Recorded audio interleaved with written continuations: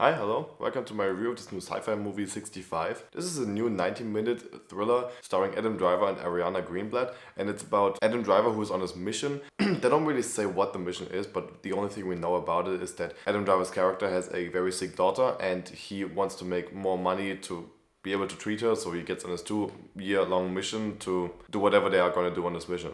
And Ariana Greenblatt plays a little girl that is also on the ship that Adam Driver is piloting.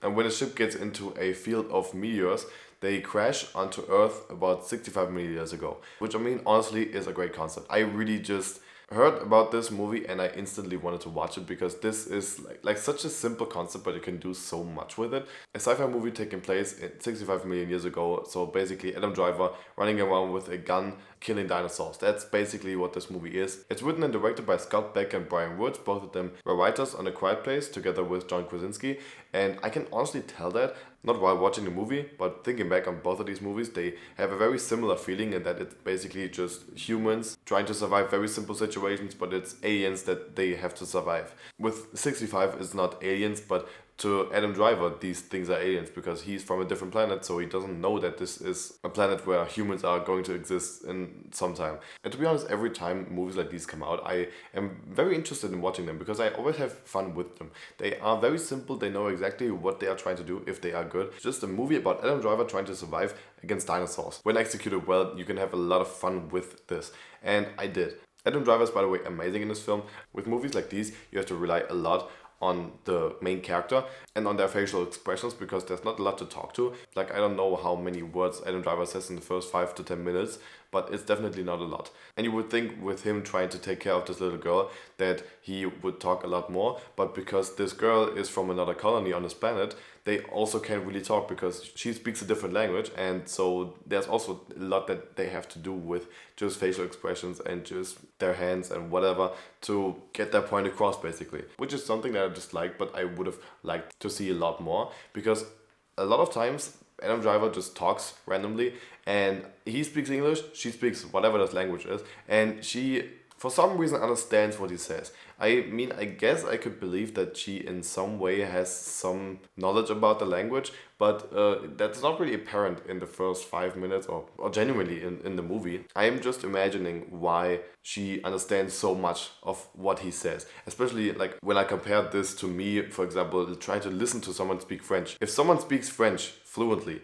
I have no idea what they're saying. I cannot even understand single words in this big sentence, even though I could understand them when I see them on a paper. And that's basically how I would think other people would react to different languages too. And so when he just speaks fluently and she all of a sudden picks the main word in the sentence and understands what he's saying with that, I don't think that really makes sense because she wouldn't know what the main word in the sentence is. She doesn't know what language he's speaking. So that's just kind of a weird thing that was not really fitting. I would have liked them to use a lot more of just their facial expressions and their bodies to communicate, except for him just talking and her for some reason understanding what he's saying. Also, there are a few things that I just didn't buy. With movies in general, I have a very thin line between believing it and not believing it. So when there's a little doubt that something is real or that something makes sense, I very easily get frustrated with the movie and very easily get taken out of the experience of like just being invested in the characters or in whatever is happening. And in this movie, they actually did it really well. For about 60 minutes of this movie, and this is just a 90-minute movie again, I was fully invested, and even little things that I thought didn't really make sense, I could always explain away, or that they just didn't matter enough for me to not be invested anymore.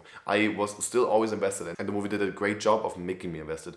But at the end, there were a few things where I didn't believe it. One of them was Adam Driver has a weapon, and the weapon doesn't work. And I'm not gonna spoil how it happens, but for some reason the weapon just works again, and there's no real explanation of how the fuck this happened, and it's weird. It's like they did something to make this weapon work, but they actually didn't. Like they did something completely different that has nothing to do with the weapon, but for some reason the weapon still all of a sudden works again. And there's another thing that happens right at the end that I don't want to spoil either, but Adam Driver should have been hurt a lot more in one of the last scenes, and it doesn't really make sense if you like just think about it for 5 seconds. And the last real problem I have with the movie was the beginning, to be honest. The first scene that happens is between Adam Driver and his family. So the first scene that we have is kind of connecting to his character and seeing why he does what he does. And it's a good scene, to be honest. I really liked the scene. I thought it was beautiful. I thought it was very heartwarming. And even though I didn't know all of these characters, I still really felt for them instantly, which is really good. But then the next scene is already him going on this mission, and there's no real transition, to be honest. I feel like with a mission that is so important, for him at least, it would have made sense to just have a scene where he's saying goodbye or where he's going on a mission.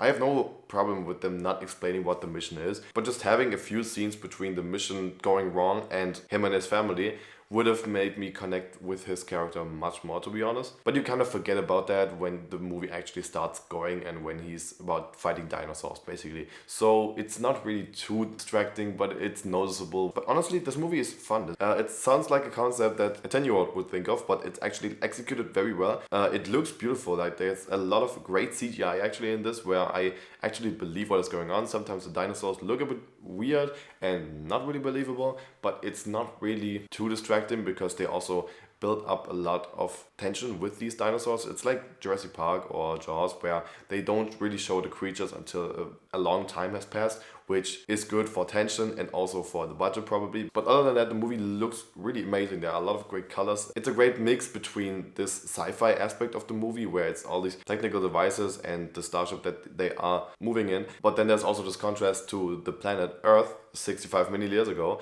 which just looks amazing. There are so many shots of just the environment that Adam Driver is going through, and it looks amazing. It looks absolutely beautiful, and I really love it. This movie is a very simple concept, actually done like really well. There are a few problems with the logic sometimes and the characters, and it doesn't always work fully, but I think I had a lot more fun with this movie than I would have with other movies that are constructed like this, that are just 90-minute thrillers about one simple concept.